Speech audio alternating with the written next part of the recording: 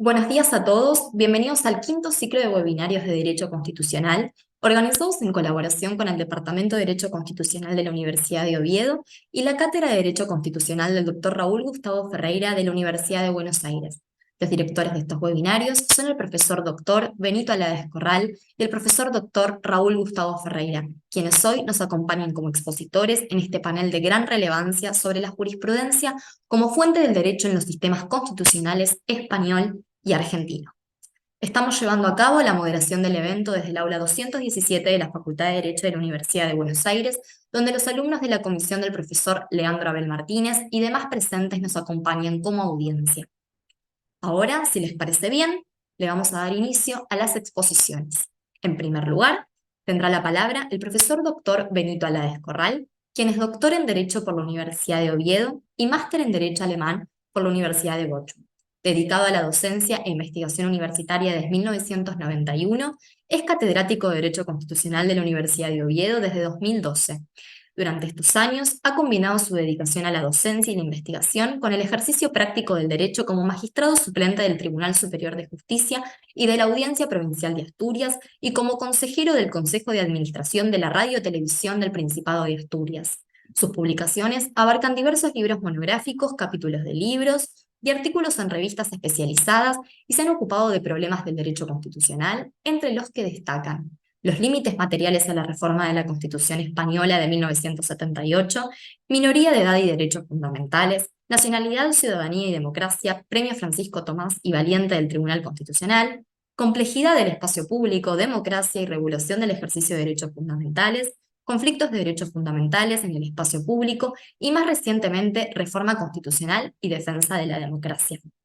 En segundo lugar, vamos a cederle la palabra al profesor doctor Raúl Gustavo Ferreira, quien es abogado y doctor, postdoctor en Derecho y catedrático de Derecho Constitucional de la Facultad de Derecho de la Universidad de Buenos Aires. Tiene 11 libros publicados en Argentina, Brasil, Colombia y México, entre los que se destacan Notas sobre Derecho Constitucional y Garantías, Fundamentos Constitucionales, Reforma Constitucional y Control de Constitucionalidad y Ciudadanía y Poderes del Estado. 3 opúsculos publicados en Ecuador, Guatemala y Brasil, este último en lengua portuguesa. A su vez, ha publicado más de 100 ensayos en su lengua nativa, inglesa, italiana y portuguesa. También ha sido conferencista y expositor principal en la Argentina, Brasil, Ecuador, Guatemala, México, Paraguay, Chile, Colombia, España e Italia. Tiene 3 distinciones internacionales y entre los años 2014 y 2016 ejerció un cargo en un tribunal internacional. Es consejero directivo suplente de la Facultad de Derecho de la Universidad de Buenos Aires, miembro de la Comisión de Doctorado y también es consultor de la Defensoría del Pueblo de la Ciudad de Buenos Aires. Profesores doctores, los escuchamos atentamente.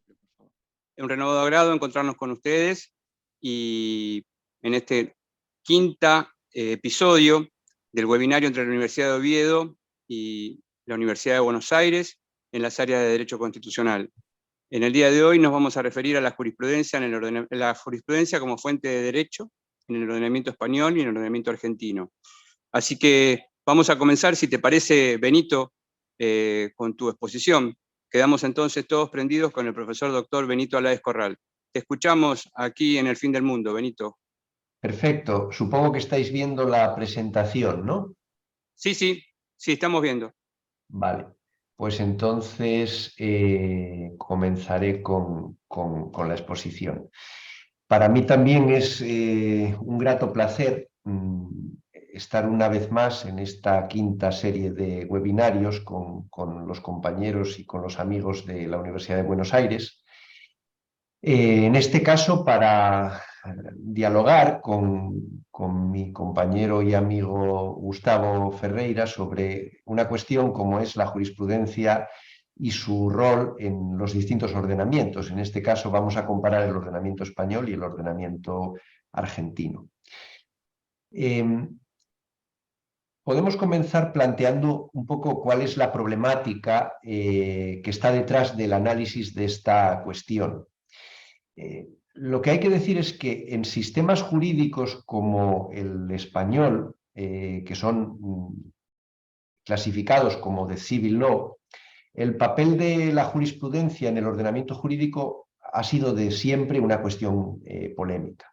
La polémica procede básicamente de tres elementos, ¿no? Un primero tiene que ver con un entendimiento que yo considero rígido y antiguo de la división de poderes, que termina negando o vetando a los jueces la posibilidad de crear derecho por sí mismos, los considera falazmente como unos jueces máquina, como unos meros autómatas que procederían a la aplicación casi sin margen de apreciación alguno de las leyes. Y es más, se añadiría que otorgarle algún tipo de valor a las decisiones de los jueces cuando estos crean derecho, aparte de poder no estar justificado desde el punto de vista de la división de poderes, menoscabaría la independencia que cada uno de los jueces y magistrados integrantes de los distintos tribunales deben tener en el ejercicio de su función jurisdiccional.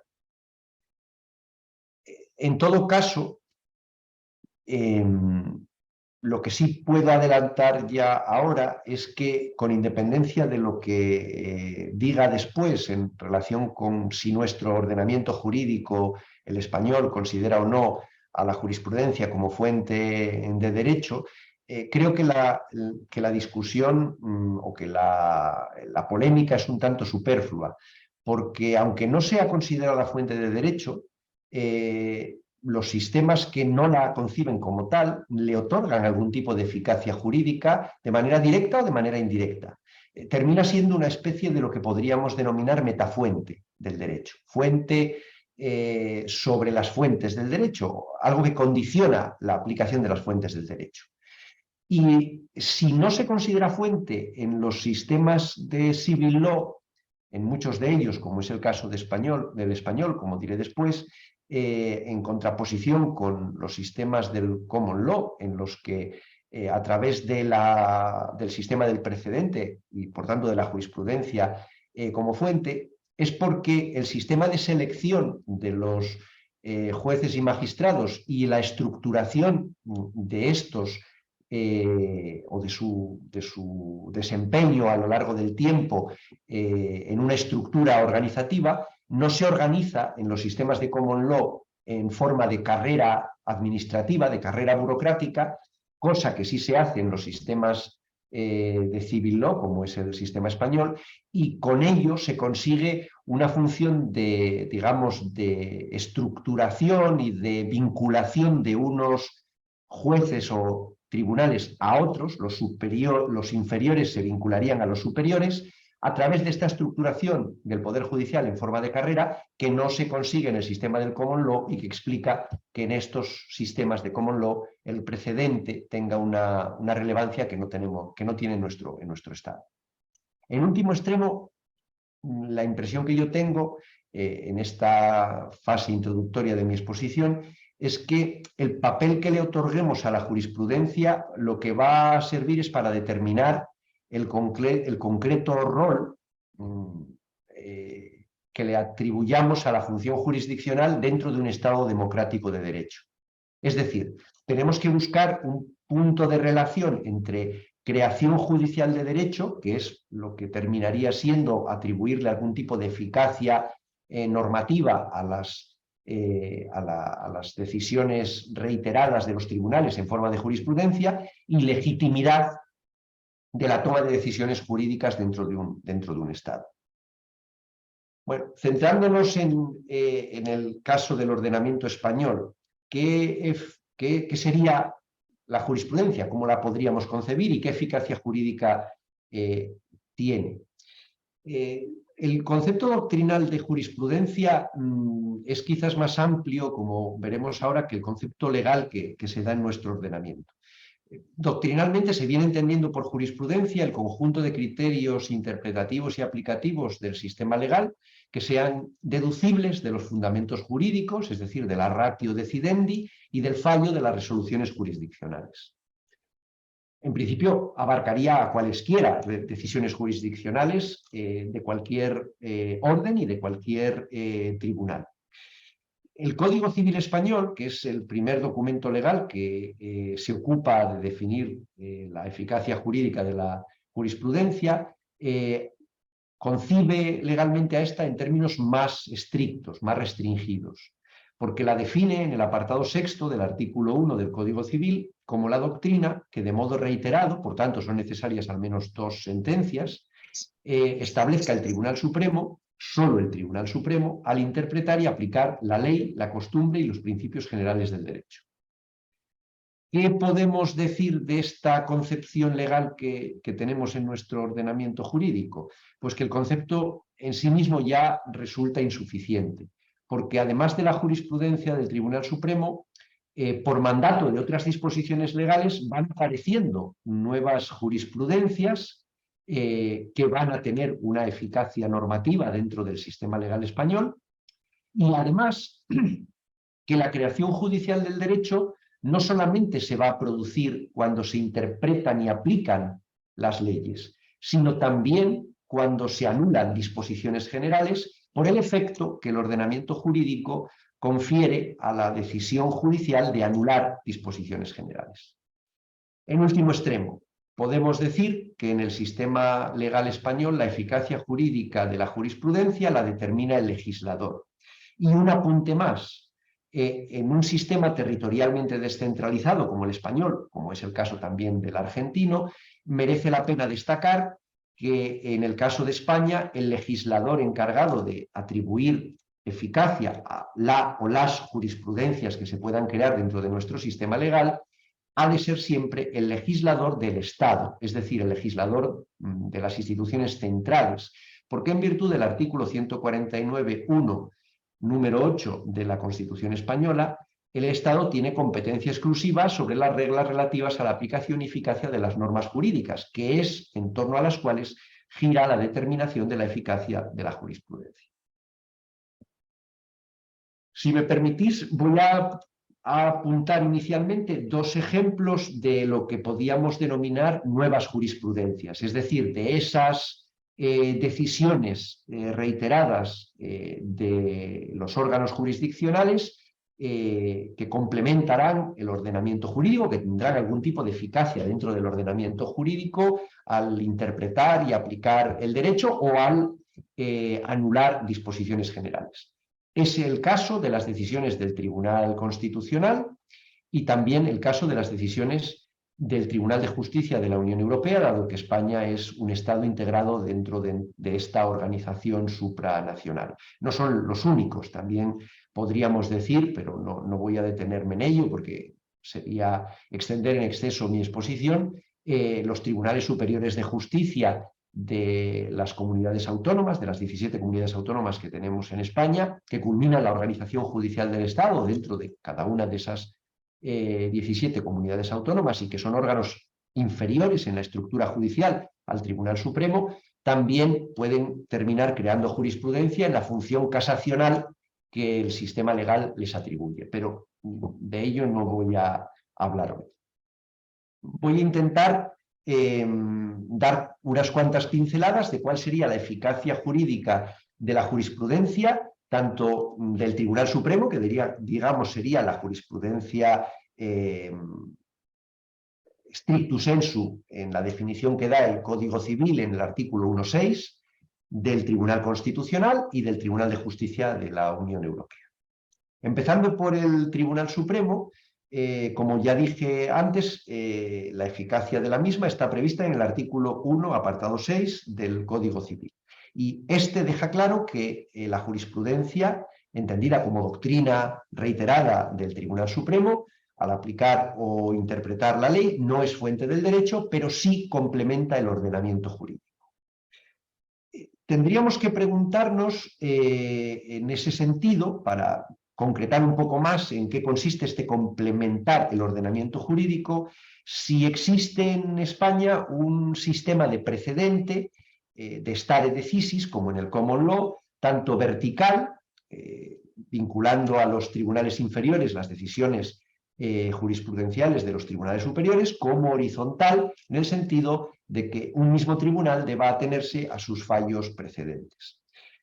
Lo que podemos decir es que no hay una obligación general establecida por la ley de atenerse a las sentencias dictadas por los tribunales superiores, pero sí que vamos a observar que hay distintas disposiciones legales en todos los órdenes, en el orden civil, la ley de enjuiciamiento civil, en el orden contencioso administrativo, la ley de la jurisdicción contencioso administrativa, incluso en el orden social, la ley de la jurisdicción social, que establecen que es un motivo para interponer un recurso de casación, que es un recurso que conoce el Tribunal Supremo en cada uno de estos órdenes, la infracción de la jurisprudencia del Tribunal Supremo en cada uno de ellos.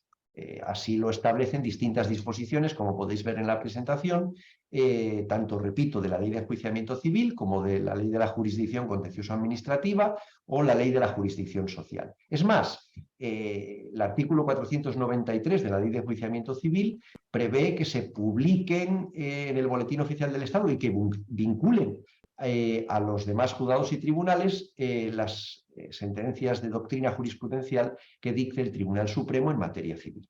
Por tanto, stricto sensu no hay un stare decisis vertical, pero sí que hay una cierta vinculación por la vía de los motivos de interés casacional de la jurisprudencia en los distintos órdenes jurisdiccionales que tenemos en España.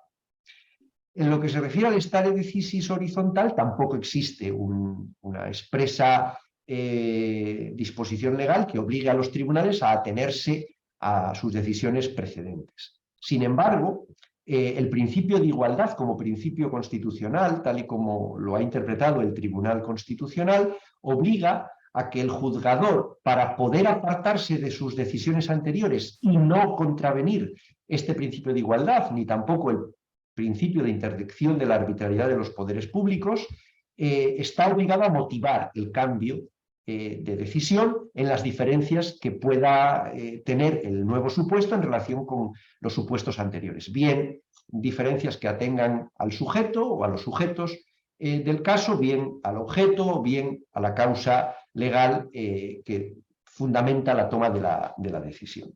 Por tanto, también podemos decir que hay una cierta vinculación, aunque sea indirecta, de las decisiones precedentes que toman los órganos jurisdiccionales por vía de su obligación de atenerse al principio de igualdad y a la prohibición de arbitrariedad de los poderes públicos.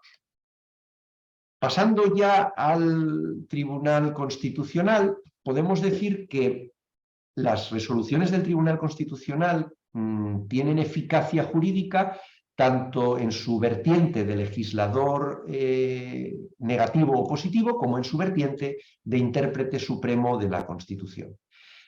Así, el artículo 164 de la Constitución española dispone expresamente que las sentencias del Tribunal Constitucional que declaren la inconstitucionalidad de una ley o de una norma con fuerza de ley, pero también todas aquellas que no se limiten a la estimación subjetiva de un derecho, tienen plenos efectos frente a todos, es decir, tienen una eficacia erga omnes, como si fueran disposiciones legales, y por tanto se publican también en el Boletín Oficial del Estado como si se tratara de leyes. Pero es que además esa misma eficacia erga omnes tendrían también las sentencias denominadas interpretativas, que son las que rechazan la inconstitucionalidad de la ley, pueden llegar a corregir la jurisprudencia del Tribunal Supremo, pero lo hacen estableciendo una determinada interpretación de esas disposiciones legales cuya constitucionalidad se ha cuestionado. Así lo establece el artículo 40 de la Ley Orgánica del Tribunal Constitucional. Y como intérprete supremo de la Constitución española, rol que le atribuye al Tribunal Constitucional el artículo 1 de la Ley Orgánica de este tribunal, los jueces, o sea, la doctrina que emana, perdón, de las decisiones del Tribunal Constitucional también vincula al resto de los órganos jurisdiccionales. Así lo dispone expresamente el artículo 5 de la Ley Orgánica del Poder Judicial, que obliga a jueces y tribunales ordinarios a interpretar y aplicar las leyes y los reglamentos de conformidad con los preceptos y principios constitucionales, conforme a la interpretación, este sería el rol jurisprudencial que tendrían las resoluciones del Tribunal Constitucional, de dichos preceptos que resulte de las resoluciones dictadas por el Tribunal Constitucional en todo tipo de procesos. Esta función, por otra parte, es una función que a quien compete en último extremo es al Pleno del Tribunal Constitucional, es decir, a la suma de las dos salas que lo componen, porque tal y como dispone el artículo 13 de nuestra ley orgánica del Tribunal Constitucional, si una sala quiere apartarse de la doctrina constitucional precedente, es decir, de la jurisprudencia establecida por el Tribunal Constitucional en casos precedentes, tendrá que someterla al Pleno para que sea el Pleno el que decida si se aparta o no se aparta de esta doctrina. Por tanto, también en resumen podemos decir que la jurisprudencia del Tribunal Constitucional tiene una eficacia jurídica vinculante en nuestro sistema legal. Y por último, para terminar este recorrido breve por lo que podríamos denominar nuevas jurisprudencias, estaría la jurisprudencia del Tribunal de Justicia, perdón que me he ido una página más adelante, del Tribunal de Justicia de la Unión Europea. Lo cierto es que en los tratados hay una ausencia de regulación legal expresa de qué sucede con las decisiones del Tribunal de Justicia y, por tanto, la jurisprudencia del Tribunal de Justicia. Sin embargo, tanto las instituciones de la Unión como los Estados miembros, que es lo más relevante a estos efectos, aceptan incontrovertidamente la eficacia jurídica de estas resoluciones, ¿no? ¿Por qué? Podríamos preguntarnos y dónde se manifiestan estas resoluciones y, por tanto, la obligatoriedad derivada de la doctrina que en las mismas se establezca. La razón, en último extremo, es el papel que se otorga por los tratados al Tribunal de Justicia como garante del respeto del derecho de la Unión en su interpretación y aplicación. Así lo establece el Tratado de la Unión Europea en el artículo 19, como de la unidad y coherencia del derecho de la Unión Europea, función que les atribuye o que le atribuye al Tribunal el artículo 256, apartados 2 y 3 del Tratado de Funcionamiento de la Unión Europea. Y los principales, no únicos, pero los principales mecanismos de creación de esta jurisprudencia que tendría a su alcance el Tribunal de Justicia serían, por un lado, la cuestión prejudicial, regulada en el artículo 267 del Tribunal de Funcionamiento de la Unión Europea, que permite al Tribunal de Justicia decidir si sigue en vigor o no una disposición de derecho de la Unión Europea y, en caso de que esté en vigor y la duda sea acerca de la interpretación de la misma, cuál es el alcance de esta para que los tribunales de los Estados miembros puedan aplicarla correctamente y de manera coherente y unitaria en toda la Unión, y también el recurso de anulación que pueden interponer los Estados y las instituciones de la Unión contra alguna norma de la Unión que consideren que infringe el derecho comunitario originario, es decir, el derecho de los tratados, que está previsto en los artículos 263 y 264 del Tratado de Funcionamiento de la Unión Europea. Todas las resoluciones del Tribunal de Justicia, de conformidad con el artículo 280 del Tratado de Funcionamiento, tendrán fuerza ejecutiva, aunque no se diga expresamente que vinculen a las instituciones ni a los Estados miembros, pero se acepta doctrinal y judicialmente que esta fuerza ejecutiva, que predica de ellas el artículo 280, es una consecuencia natural de la primacía del derecho de la Unión que el propio tribunal ha establecido como una característica inherente a este. En resumen, y con esto voy terminando mi exposición, podemos concluir que ciertamente la jurisprudencia en España no está catalogada como una fuente del derecho stricto sensu, pero no obstante puede tener una eficacia jurídica semejante a la de las fuentes del derecho, lo cual va a depender de qué órgano judicial la produzca, y de qué tipo de jurisprudencia sea esta y qué eficacia se le haya atribuido por el ordenamiento jurídico español. La eficacia completa se la va a atribuir o bien la Constitución, es el caso de las sentencias del Tribunal Constitucional, o la legislación del Estado, sea la civil o sea la procesal del orden contencioso administrativo o del orden social.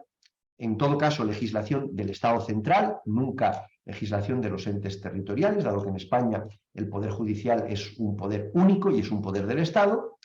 Y en último extremo, el que esto, es decir, el que la jurisprudencia pueda ser aceptable como una forma de creación del derecho que pueda competir o que pueda oponerse a la creación de derecho por los parlamentos, es decir, o por los gobiernos, de la creación de derecho codificado, por así decirlo, plantea un problema de legitimidad. Pero ese problema de legitimidad yo creo que no es tanto como se pudiera pensar en términos históricos y originarios, porque los jueces carezcan de legitimidad democrática directa, que ciertamente carecen. En España los jueces no son elegidos por los ciudadanos mediante ningún tipo de procedimiento electoral, como pueda suceder en algunos estados, en algunos territorios en Estados Unidos de América, sino que es mucho más porque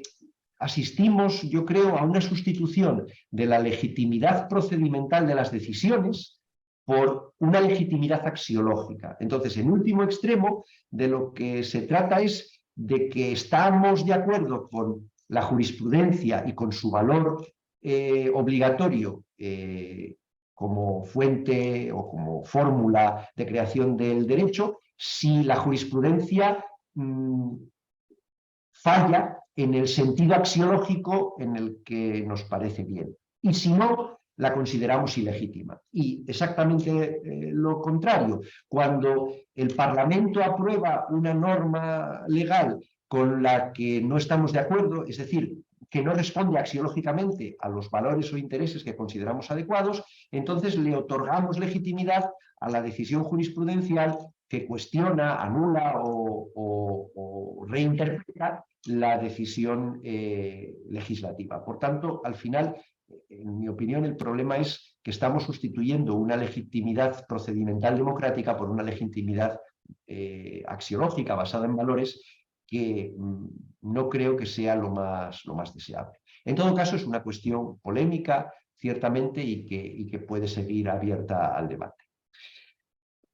Espero no haberme extendido más de la cuenta. Muchas gracias por vuestra atención y quedo, por supuesto, después al coloquio y a las cuestiones que me queráis plantear.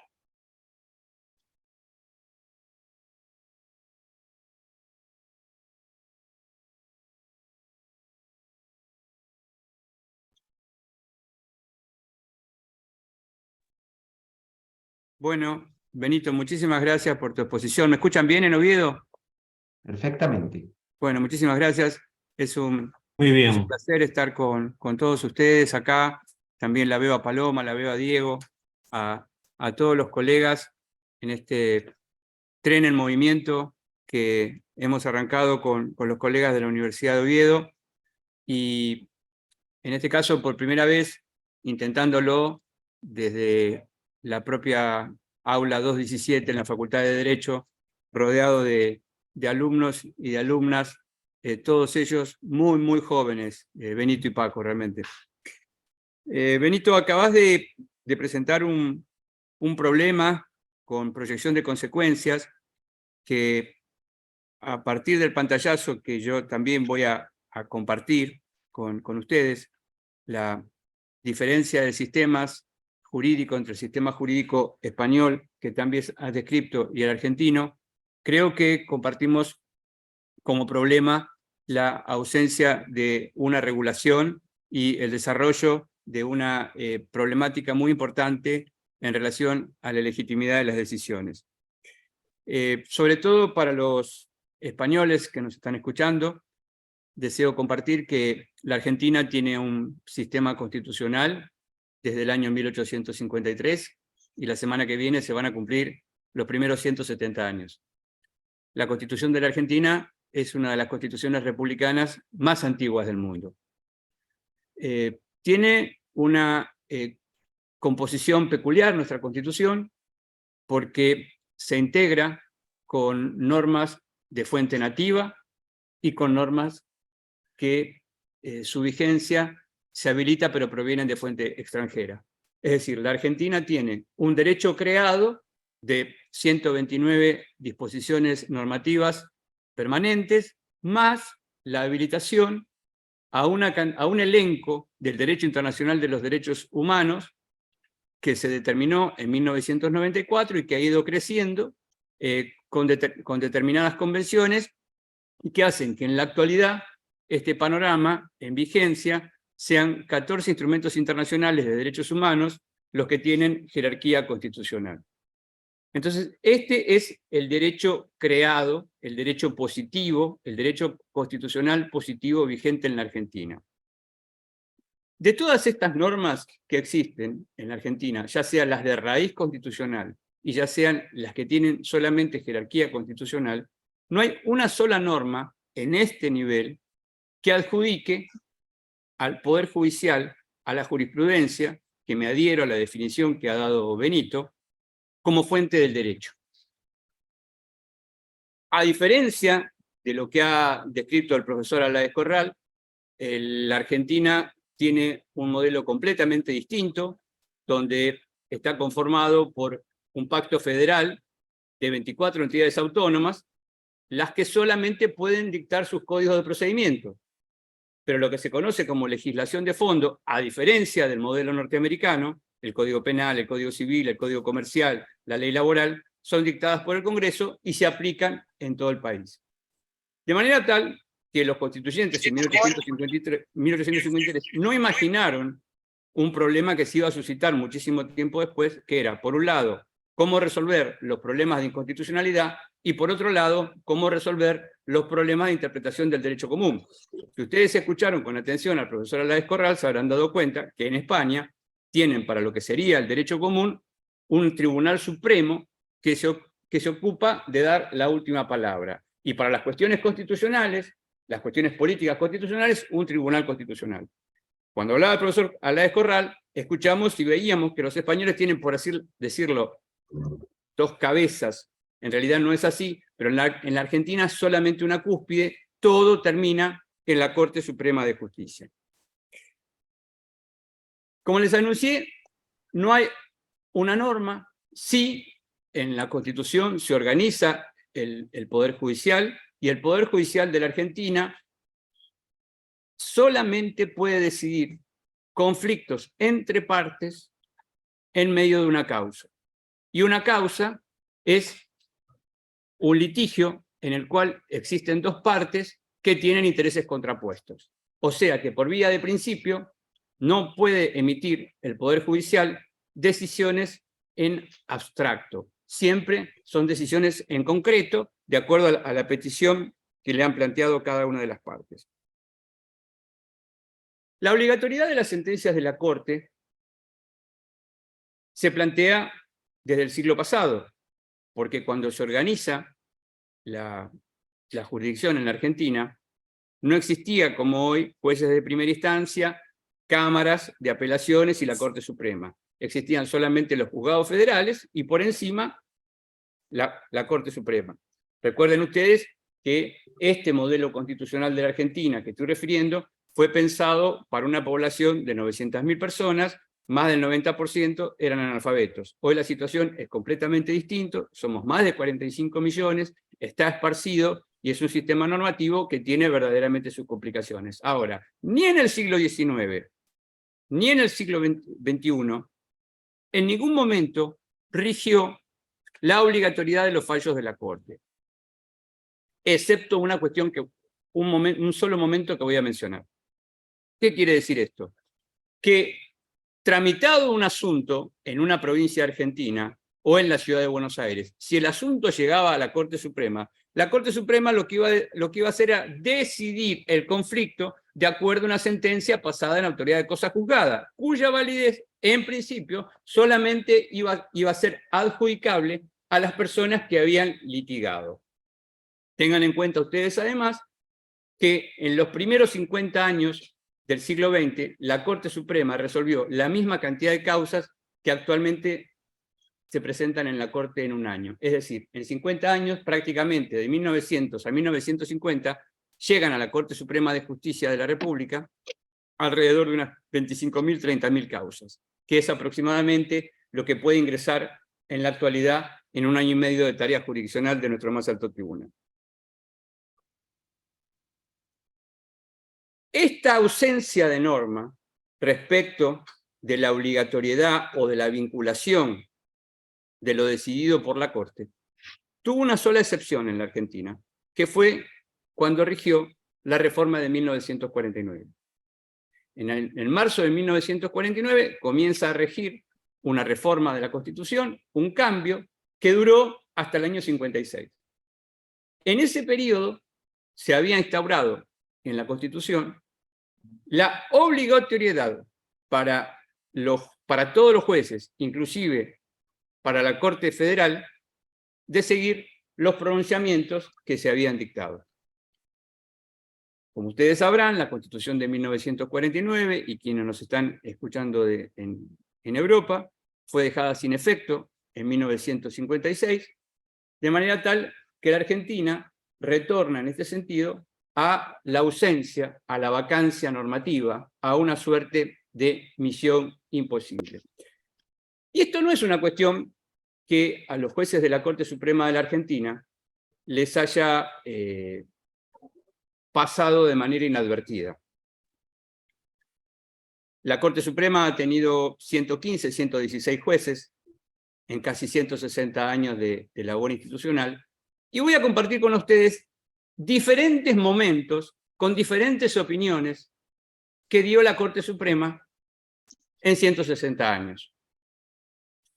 En el siglo XIX se les presenta por primera vez esta cuestión, y en una causa llamada Pastorino, la Corte Suprema dice que los fallos que ella dicta solamente deben tener aplicación en su caso concreto.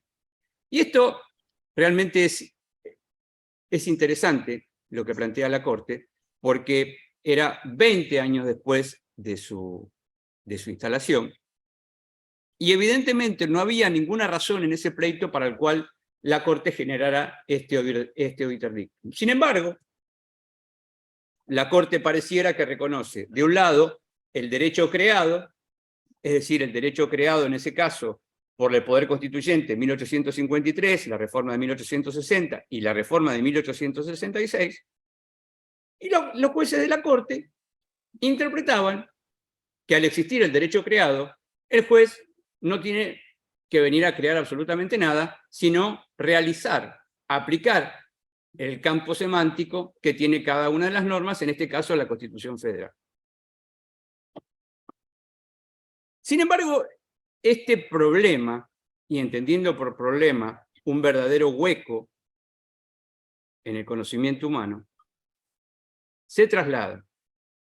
La Argentina comienza a crecer, la Argentina crece vertiginosamente, sobre todo entre 1890 y 1920, con una importantísima inmigración, y la inmigración no solamente generó que nuestros abuelos o nuestros bisabuelos, o muchos de nuestros abuelos y muchos bisabuelos, hayan venido de Europa a la Argentina, sino que generó una nueva fuente de conflicto, otros conflictos, conflictos políticos, conflictos sociales, conflictos económicos, que se suscitaban. Por ejemplo, les comento, hoy el problema de los problemas en la Argentina para toda la juventud es la locación. Bueno, la locación era un problema de los problemas hace 100 años también en la Argentina, pero por otras razones, vinculadas con la inmigración.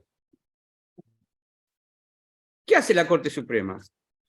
Sin dar mayores explicaciones, en 1948 cambia la jurisprudencia. Y esa jurisprudencia que yo les mencioné, que venía pacíficamente desde el siglo XIX, en una causa, en el año 1948, es decir, casi 70 años después, dice exactamente lo contrario. Y esto es interesante para ustedes, para estudiantes de Derecho. Cómo en el siglo XIX se puede decir una cosa y en el siglo XX exactamente lo contrario.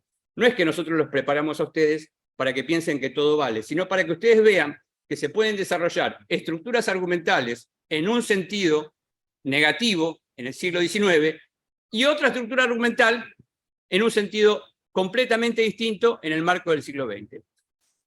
En esta sentencia de 1948 aparece un dato que es realmente interesantísimo, porque la Corte dice, los fallos no solamente son obligatorios, los fallos no solamente tienen que, lo que nosotros decimos, que somos el más alto intérprete de la Constitución, tienen que ser seguidos por los tribunales nacionales y por los tribunales provinciales, sino que dice que en caso de que no se siguiesen los fallos, se alteraría la paz social y la estabilidad de las instituciones. Repito, si no se siguiesen los fallos de la Corte, se alteraría la paz social y la estabilidad de las instituciones. Realmente, la Corte Suprema fue muy lejos, al decir demasiado lejos, exageradamente lejos, porque de acuerdo a lo que hemos expresado en hace unos minutos, la Corte no resuelve cuestiones abstractas, no resuelve cómo sería la ley de ambiente, cómo sería la ley del consumidor o cómo sería la ley electoral. Resuelve en un caso concreto. Pero evidentemente, en 1948, la Corte Suprema quería afirmar su posición dentro de la institucionalidad de la Argentina. Y en esa afirmación que pretende hacer la Corte Suprema, no encuentra mejor idea que pensarse ellos mismos, los jueces de la Corte, como verdaderos creadores, como verdaderos artífices del derecho constitucional, cuando en los primeros minutos de mi exposición yo acabo de decirles que todo el derecho positivo creado en la Argentina ha sido realizado por el Poder Constituyente y que el Poder Constituyente en la Argentina no habilitó en ningún momento, salvo la excepción que les mencioné, de 1949 a 1956, no habilitó jamás a que los jueces creen abstractamente regulaciones institucionalizadas de conducta de manera general y para toda la población. Esto que estoy diciendo rige desde el punto de vista constitucional, porque en la Argentina hay excepciones respecto de la obligatoriedad, pero provienen de fuente legal, a 3 materias que he mencionado, que son las vinculadas con el ambiente, el consumidor y las cuestiones electorales. Este panorama del siglo XIX con Pastorino, del siglo XX con Pereira Iraola, recuerden ustedes, cuando les digo recuerden ustedes, ninguno de ustedes estuvo acá el 10 de diciembre de 1983, pero el 10 de diciembre de 1983 es una fecha clave en la historia de Argentina. Se restaura definitivamente la democracia constitucional luego de años de terrorismo de Estado. Un año después de la restauración de la democracia constitucional, la Corte Suprema vuelve sobre este tema de la obligatoriedad de los fallos. Reconoce, probablemente los jueces revisan la jurisprudencia y dicen, bueno, ¿hasta dónde va a vincular el decisorio de la Corte? ¿Cuál va a ser la expansividad de lo decidido por la Corte en un caso concreto? ¿Cuál es el límite al cual nosotros nos vamos a fijar? En un nuevo precedente, llamado Cerámica San Lorenzo, la Corte retoma lo que había dicho en 1948 en el precedente Pereira Iraola y dice, los fallos de la Corte son obligatorios para todos los jueces nacionales y provinciales, de seguimiento obligatorio, salvo que los jueces inferiores, ya sea de Cámara o de primera instancia, aporten nuevos argumentos para apartarse de la doctrina judicial fijada por el tribunal. Este precedente de 1985 ha seguido prácticamente vigente en la Corte con diferentes composiciones y en el siglo actual, en 2 precedentes, ya sea en Artear como en Fariña, la Corte Suprema ahora ha mezclado lo que dijo en Pereira Iraola y lo que dijo en Cerámica San Lorenzo. Es decir, los fallos de la Corte son obligatorios, son vinculantes, son expansivos, deben ser seguidos por todos, salvo que inequívocamente se aporten nuevos argumentos, con la novedad que hace 3 años la Corte incorpora el argumento de 1948, en el sentido de que si no seguimos los fallos de la Corte, se alteraría la estabilidad social y la paz comunitaria. Redondamente, en este panorama que les acabo de plantear, 4 precedentes: Pastorino en el siglo XIX, Pereira Iraola y Cerámica San Lorenzo en el siglo XX, y Fariña y Artear en el siglo XXI.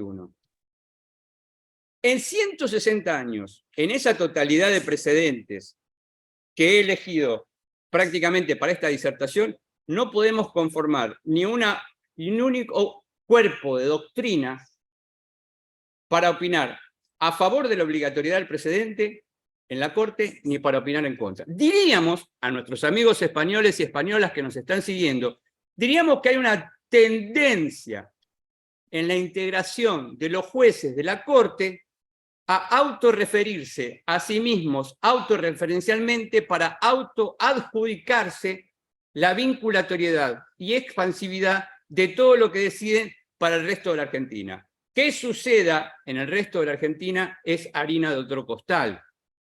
¿Por qué? Porque al no estar decidido en la Constitución, un juez que se encuentra a 1.500 o 1.800 kilómetros de distancia de la Corte Suprema no tendría obligación de seguir la doctrina judicial planteada por la Corte en tanto y en cuanto aporte inequívocamente nuevos argumentos para apartarse de la doctrina. Yo he encontrado, para compartir con ustedes, algunos argumentos a favor de la obligatoriedad del precedente o a favor de la obligatoriedad de los fallos judiciales verticalmente, o dicho de otra manera, algunos argumentos para señalar la posibilidad de que la jurisprudencia de la Corte funcionase realmente como fuente del derecho. El primero es la igualdad ante el derecho. Evidentemente, si los fallos de la Corte Suprema y del resto de tribunales del país pueden ser contradictorios, de hecho ha sucedido, de hecho sucedió y de hecho va a seguir sucediendo, se afectaría la igualdad ante el derecho consagrada por el artículo 16 de la Constitución. En segundo lugar, la propia coherencia del sistema normativo. El sistema normativo de la Argentina está integrado, como hemos visto, por enunciados de raíz y de jerarquía constitucional, y la existencia de realizaciones judiciales distintas afectaría ese sistema normativo, porque un juez a 2.500 kilómetros de distancia aquí podría decir que se puede caminar por la calle, y otro juez al norte de nuestra ciudad, a 1.000 kilómetros de distancia, podría decir exactamente lo contrario. Es una posibilidad y quedaría afectada la coherencia del sistema normativo. Una cuestión muy importante, tercera, que es la cuestión de la economía procesal. ¿Qué sentido tiene en un sistema normativo, donde además está afectada la coherencia y la igualdad ante el derecho, que en una sede jurisdiccional se diga una cosa, en otra se diga otra, y evidentemente todo tenga que llegar hasta la Corte Suprema? Sería más fácil decir, si la Corte Suprema ya tuviese fijada una doctrina, sería de seguimiento obligatorio. Ahora, en este punto, yo quisiera detenerme solamente 20 o 30 segundos para compartir con nuestras amigas y amigos españoles lo siguiente. Nuestra educación jurídica y nuestra tradición política y las razones que dominan el escenario de nuestra comunidad no tiene, si bien hemos seguido en gran parte a la Constitución de los Estados Unidos, no hemos seguido para nada la regla del stare decisis que señaló en su brillante exposición el profesor Aláez Corral, es decir, una regla del common law donde estará lo decidido por el Tribunal Superior. Esto prácticamente nunca ha tenido desarrollo. Y por último, un argumento a favor de la vinculatoriedad del precedente es lo que se realiza, por ejemplo, en Estados Unidos, que no sucede acá en Argentina, pero sucede allá. En lugar de llevarse adelante un culto, quizá a la Constitución, solamente se lleva a cabo un culto en el sentido de cultivo, la doctrina del precedente. Estudio y reestudio ese precedente a lo largo del tiempo. Cómo se ha ido maravillosamente desenvolviendo. Pero claro, en una comunidad donde el más del 90% de nuestras reglas, o más, casi el 95%, no tiene absolutamente nada que ver con la costumbre, sino que es absolutamente derecho legislado, a nosotros, y carecemos por completo de la tradición del common law, se nos hace muy difícil realmente esta idea del culto al precedente. En contra,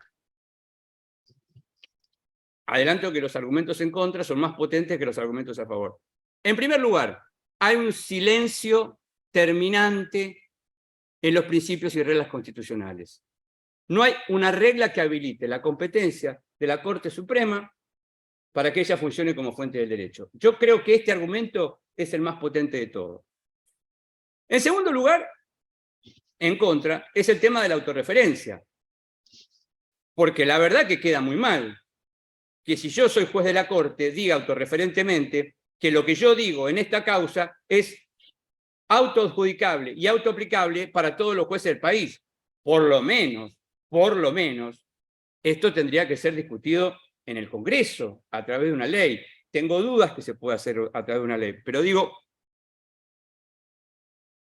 está dando vueltas.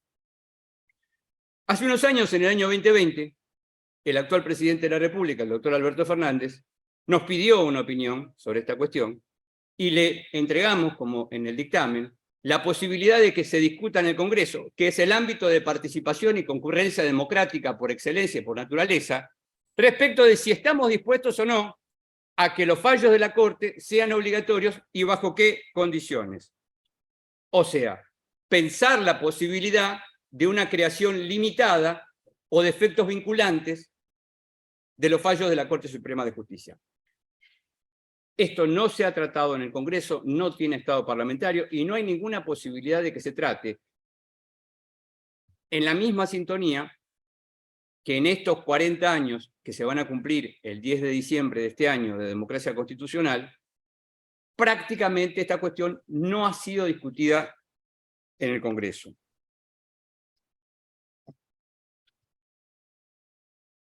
La creatividad del derecho, es decir, de la nada, generar un ámbito en el cual una conducta pasa a estar regulada, expone,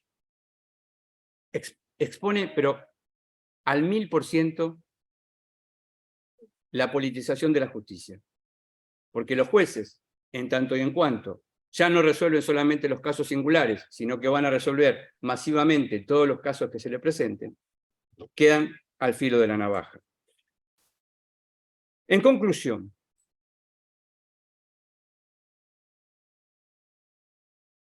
en materia de fuentes del derecho, lo que siempre perseguimos, abogados y juristas, es la simplificación de las fuentes.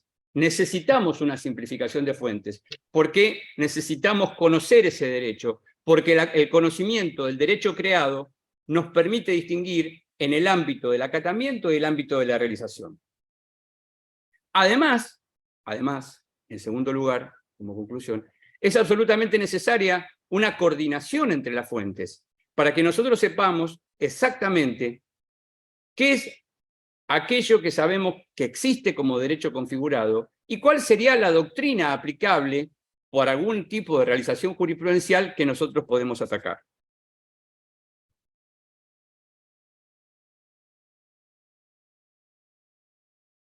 Me ha preocupado durante muchísimo tiempo esta cuestión de la realización del derecho. La realización del derecho no solamente está en manos de los jueces de la Corte, la realización del derecho está también en manos de todos los jueces provinciales, de los jueces nacionales y de la doctrina de los autores, de nosotros que opinamos cuál debería ser el campo semántico de cada una. En definitiva, las constituciones, y con esto sí voy terminando, tienen una cantidad de palabras que instituyen una lengua. La institución de esa cantidad de palabras y la regulación de esa lengua da la posibilidad casi infinita de una cantidad de desenvolvimiento ciudadano, casi infinita, no al infinito. A mí me gustaría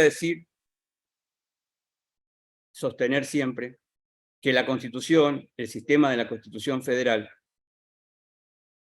emana de la autoridad del Poder Constituyente, que la autoridad de la Constitución está centrada en lo que dijo el Poder Constituyente y en lo que cada uno de nosotros, como ciudadanos de la República, estamos dispuestos a sostener como Dirección Suprema del Ordenamiento, y no que se convierta en un instrumento de poder cuya autoridad reside en los jueces, y exclusivamente en los jueces, que podrían discernir qué es un obsequio y qué no es un obsequio.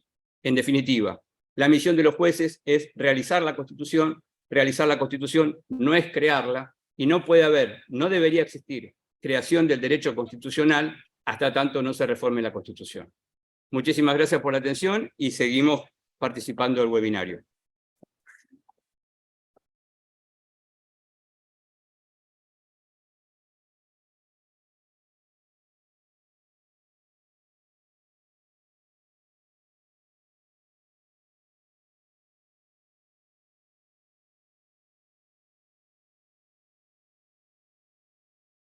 Bueno, muchas gracias a ambos expositores. Queda abierta la ronda de preguntas, si acaso hay alguna. Estamos dispuestos a leerlas, a escucharlas.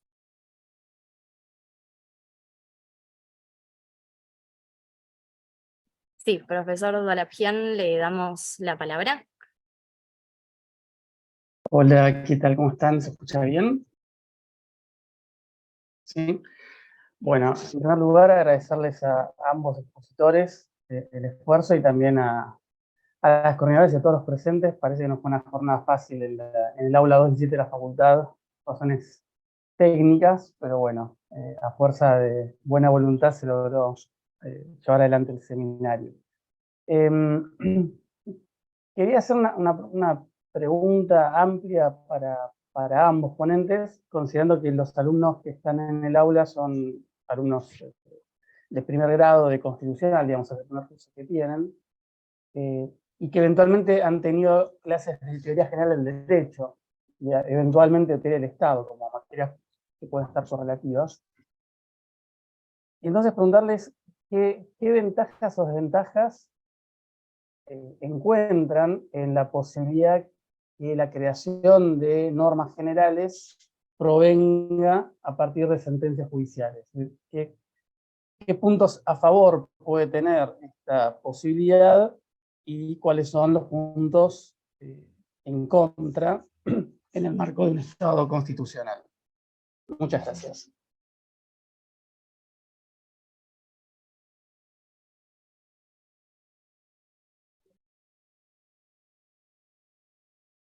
Doctor Benito Alades Corral. Sí, sí, bueno, si queréis puedo intervenir yo primero, no hay problema.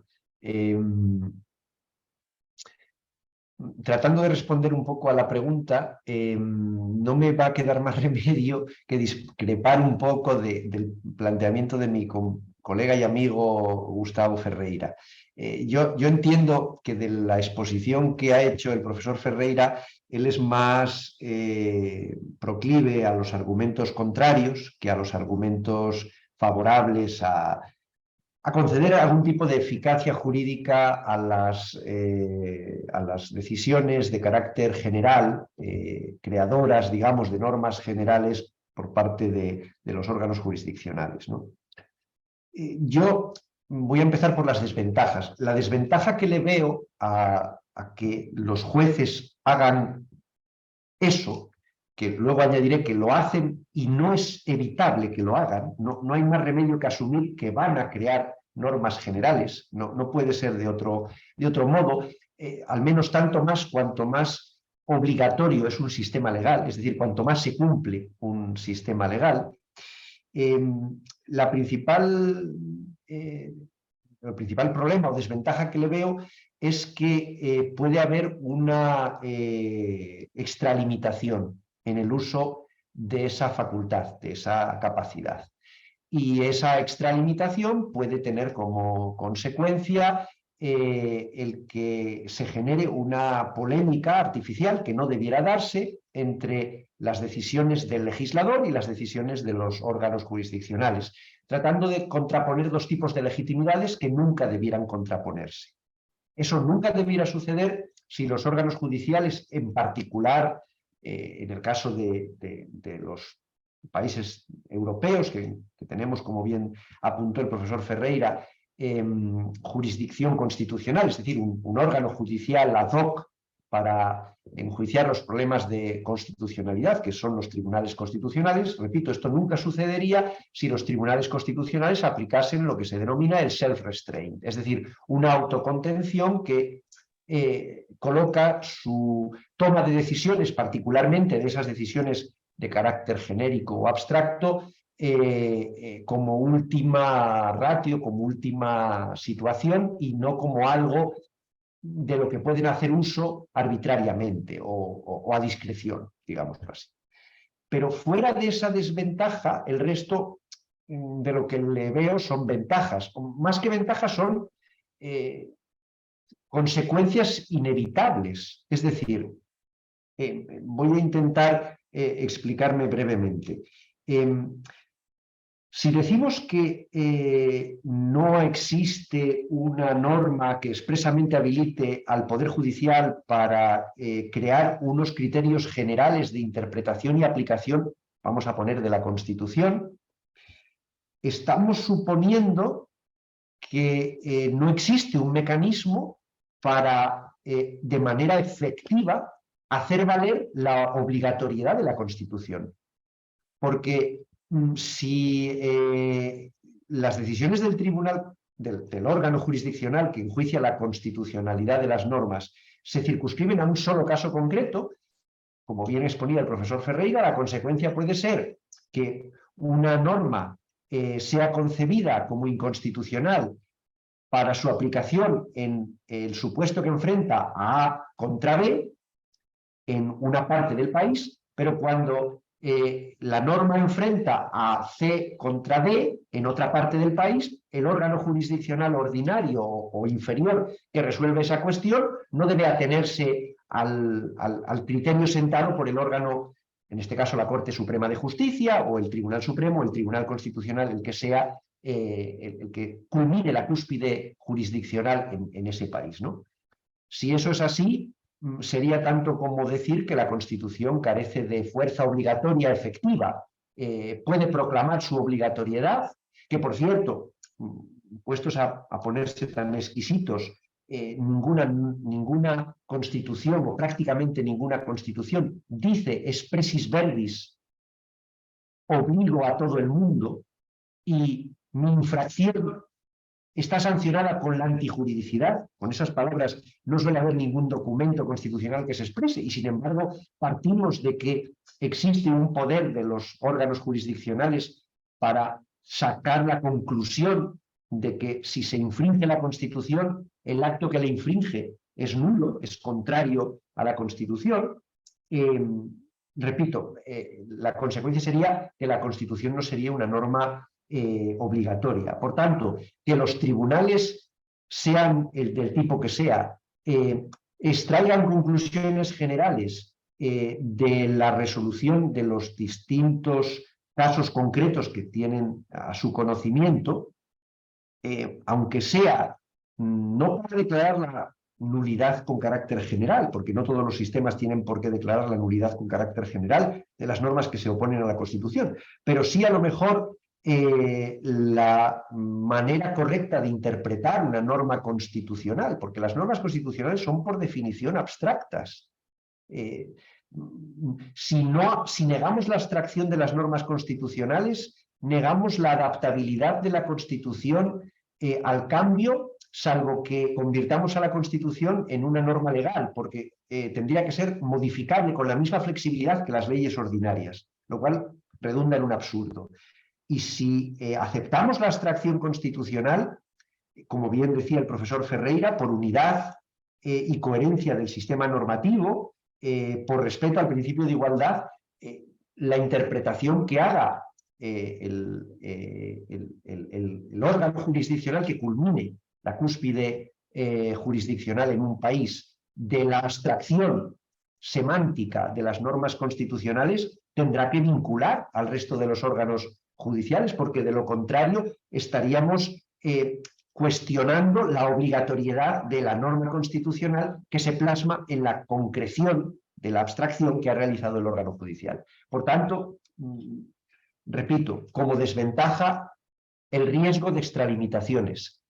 Ventajas, el que es un mecanismo inherente y consustancial a cualquier sistema jurídico en el que el derecho se predique como ordenación heterónoma y por tanto obligatoria de la conducta humana. Porque de lo contrario, pues lo que tendremos es el caos, la anarquía, y que cada uno hará lo que le dé la gana y por tanto poca obligatoriedad de las normas jurídicas que culminen el sistema jurídico de un Estado, ¿no? En este caso de la Constitución como tal norma.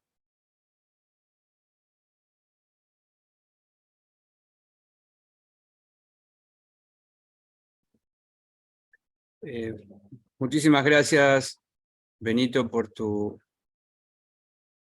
intervención. Coincido en lo que vos has señalado. También pienso y defiendo que la Constitución es un instrumento de naturaleza eminentemente obligatoria para ciudadanos y servidores públicos. Es una ley fundamental, disponible por todos, pero de cumplimiento obligatorio. Lo que yo quiero compartir con ustedes, y probablemente, dada la erudición, quizá nos puedan ayudar en el futuro. Cada país, y por eso tenemos tanta herencia de ustedes creen que hay problemas típicamente españoles y nosotros hemos heredado de ustedes eso, creemos que hay problemas típicamente argentinos. Entonces, creemos que hay problemas típicamente argentinos y típicamente son o españoles o italianos, en muchos casos. Y el problema argentino es el siguiente, Benito y Paco. A diferencia de Colombia y Brasil, Argentina no tiene casación. La casación la hace la Corte Suprema, no ya mirando a Europa. Europa es un grado superlativo, le hablo a todos los alumnos. Ellos tienen tribunales constitucionales, tribunales que hacen la casación. Todo esto confluye en la Corte Suprema. Y dada la complejidad actual del derecho marítimo, aeronáutico, civil, penal, comercial, ambiental, sinceramente, pensar que 4 personas, como hay hoy en la Corte, o 5 como máximo, como estaría integrada, pueden ser conocedores de toda la sapiencia jurídica reunida en todas las bibliotecas para casar el derecho, porque este fue un problema de los fundadores nuestros, Benito, en el 19, que se lo adjudicamos a ellos.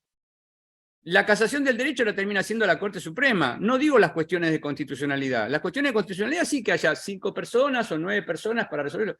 La casación del derecho. Entonces me resulta muy difícil admitir, Benito, que 5 librepensadores tengan la posibilidad, sin concurrir a la plaza pública, sin la discusión pública y sin la participación de toda la ciudadanía, de decidir concretamente qué es una creación abstracta de ahora y para siempre. Y te añado un problema, Benito, a esto, y abro el diálogo con vos. Si fuese cierto, si nosotros aceptamos los argumentos a favor, que está afectada la igualdad, que está afectada la coherencia del sistema, por economía procesal. El problema ya se presentó en los Estados Unidos.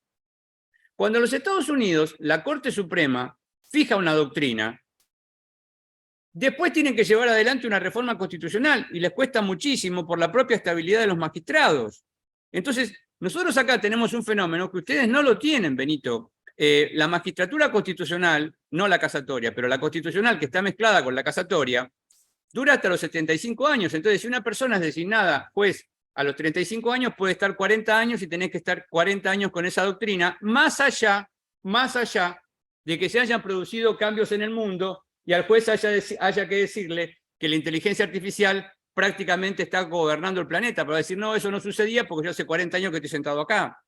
Entonces, como no hay ningún sistema de actualización, resulta muy, muy preocupante y por eso tengo una tendencia conservacionista a negar la posibilidad creacionista del derecho. Ese es el motivo, Benito.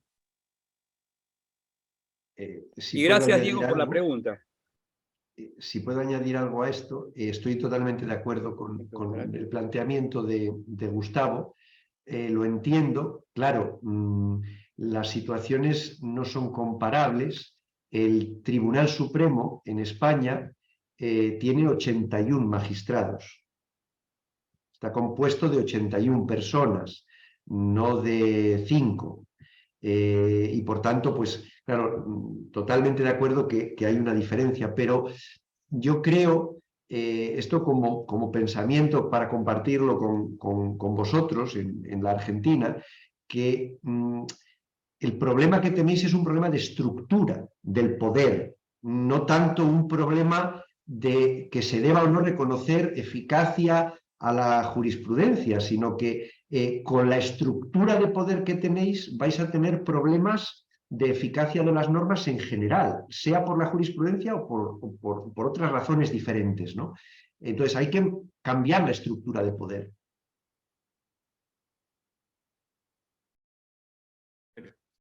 Inclusive lo puedo compartir, y vos creo que actualmente estás cumpliendo una función parecida. Yo desde hace 4 años integro la comisión de doctorado de la facultad, que es la sala cumbre, y que estamos divididos en 4 salas, precisamente por el conocimiento del derecho. Y yo tengo que confesar públicamente que hay asuntos de otras ramas del derecho, que tengo que mis colegas, que somos 12, que otros colegas opinen, porque yo realmente no sé de derecho civil, de derecho comercial, y sin embargo, uno fuese juez de la Corte, tendría que decidir esas causas, y esas causas que decidiría tendrían obligatoriedad vertical.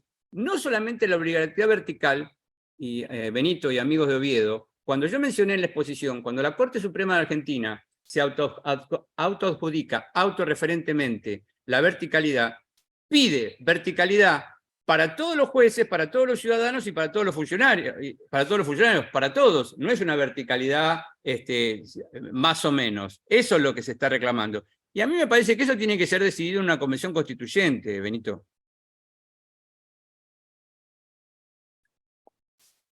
Y resolver de una vez el problema que traemos del siglo XIX, que es la casación. De todos modos, la casación, si puedo añadir algo, la casación no debemos confundir, sobre todo para los alumnos, para que lo tengan claro. Yo creo que la casación, en el sentido que tú estás hablando, es la regulación de un tipo de recurso o procedimiento que permita la unificación y la coherencia de la aplicación de las distintas normas, ¿no?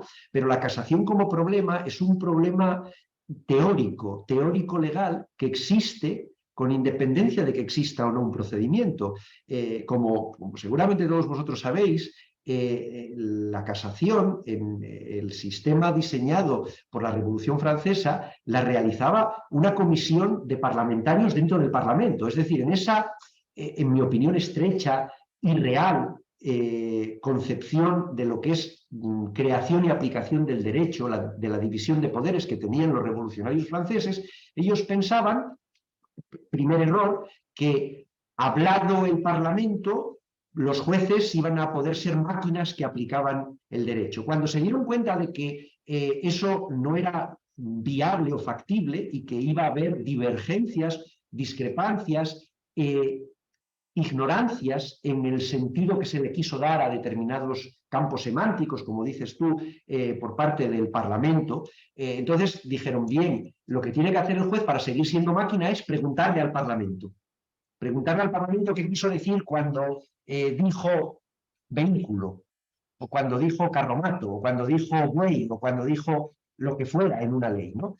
Esa era la casación, ese era el primer tribunal de casación, una comisión dentro del Parlamento francés que se encargaba de clarificar los conceptos legales que podían haber estado poco claros. Eso lo que nos pone de relieve es que transformada esa función de función parlamentaria en función jurisdiccional, que es algo consecuencia natural de la evolución de la sociedad y del sistema legal hacia la complejidad, tiene que regularse un procedimiento jurisdiccional, forma de recurso, adecuado a una correcta estructura del Poder Judicial que permita cumplir racionalmente esa función. Y eso es lo que parece ser que denuncias con buen criterio que falta en la Argentina y para lo que crees que sería necesaria una reforma constitucional. En eso estaría totalmente de acuerdo contigo. Gracias, Benito. Yo no tengo duda que se hace necesaria una reforma constitucional y además te hemos escuchado con sorpresa decir que ustedes tienen 81 jueces en el Tribunal Supremo. Nosotros en la actualidad tenemos 4 y cuando me refiero a la casación me estoy refiriendo a cierta regulación para uniformar los criterios de aplicación del derecho común. Entonces, me parece muy, muy pobre. Si bien nosotros no somos tantos como ustedes, estamos por ahí, somos casi 50 millones de personas, y que solamente 5 personas sean las encargadas. Por ejemplo, en nuestra Corte Suprema en este momento no hay ninguna mujer, por ejemplo. Y que sean encargadas de esta litigiosidad. Creo que el año pasado entraron 22.000 causas, de las cuales 20.000 reclamaban casación. O sea, se titula de otra manera, Benito, pero reclaman casación. Reclaman casación porque dicen que está afectada la Constitución. Entonces, esto se hace verdaderamente complicado y siempre he pensado en una reforma de la Constitución. Por otro lado, Benito, nuestros problemas internos, nuestros problemas nacionales no deberían ser ventilados, pero vos sos un amigo de la Universidad de Buenos Aires y nosotros no te podemos ocultar los problemas que tenemos acá en la Argentina. En estos 40 años de democracia constitucional, la relación entre los miembros de la Corte Suprema, entre ellos mismos y con el resto de la comunidad, no ha sido un dechado de virtudes.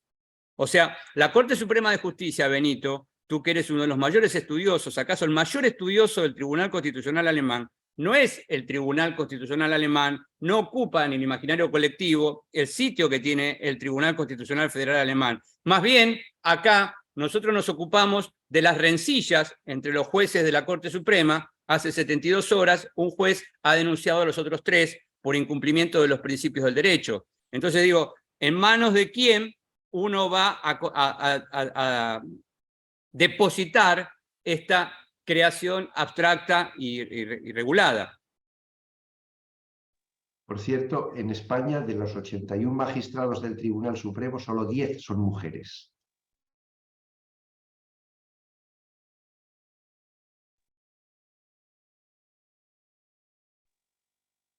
No te he oído, Gustavo. Solamente 10 mujeres. Solo 10 mujeres. Y en el Constitucional. En el Constitucional ahora mismo hay algo más, son 12 magistrados y hay, a ver si me falla la memoria, pero yo creo que hay 4 mujeres. Claro, yo hablo en voz alta y con voz propia. Yo no sé en una próxima reforma constitucional, está bien que en el 94 se estableció la paridad de género, pero la paridad de género está instalada en un sitio referido a la representación política. Yo no sé si en una reforma constitucional no va a haber que pensar también, y va a haber que pensar también en la representación de género. No sé si alguna constitución lo ha hecho en el mundo ya. No lo sé.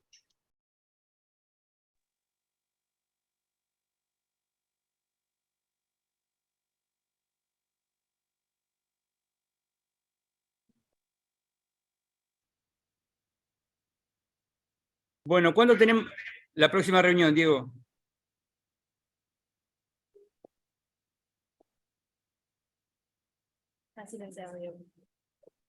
Ahí lo fijamos para decir ya de dónde las 3 reuniones que quedan. A ver, así copio el link de paso. Tenemos la próxima reunión. Esperen.